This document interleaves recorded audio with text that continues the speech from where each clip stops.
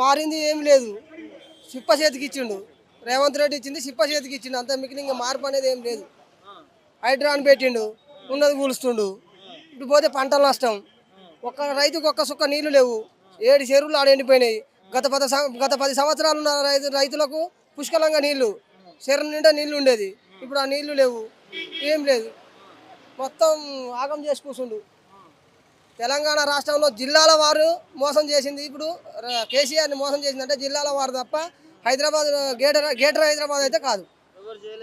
ఇక్కడ మార్పు కోరుకోలేరు. పల్లెటూరు వాళ్ళు రైతులే కోరుకోరు, రైతులే ఆగమయ్యారు. ఏడా ఏడా ఏడా ఏడా ఆదుకుంటారు? ఏడా చూపియండి, ఎప్పుడు చూపియండి.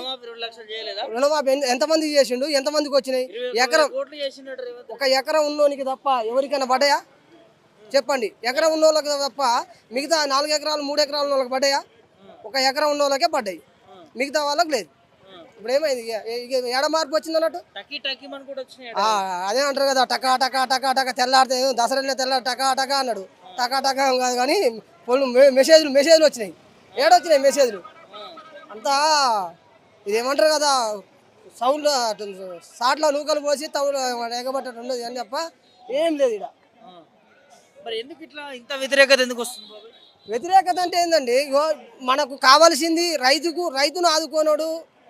ప్రపంచాన్ని దేశాన్ని రాష్ట్రాన్ని ఏలాలన్నా ఒక రైతునే ఆదుకోనప్పుడు ఏం చెప్పు? రైతుకి ఇస్తా అన్నది ఇయ్యలేడు. ఉచిత కరెంట్ అన్నాడు, ఉచిత కరెంటు లేదు. మళ్ళీ పోతే ఏమంటారు దాన్ని, వాటర్ కాదన్నా, భూమి నిరుపేదలకు, భూమి లేని వాళ్ళకు 2500 2500 అన్నాడు కదా, అయ్యి లేదు.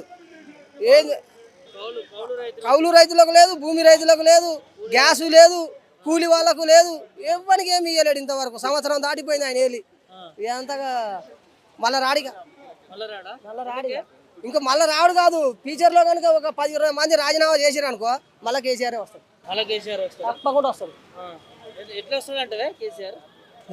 ఓట్లేసి వస్తారన్నా, ఎట్లా వస్తారే? ఓట్లు ఇప్పుడు 10 మంది ఎమ్మెల్యేలు రాజీనామా చేస్తే ఏముంది? వాళ్ళే చేస్తారు. నువ్వు కొన్ని రోజులు వేపిక పట్టుకో, వాళ్ళే చేస్తారు.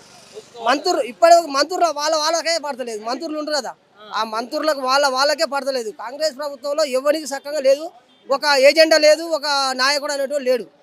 ఏమన్నంటే ఢిల్లీ పోవాలి, సోనియా గాంధీ కాలు పట్టుకోవాలి, అంత మిగిలిన ఇంకేం లేదు.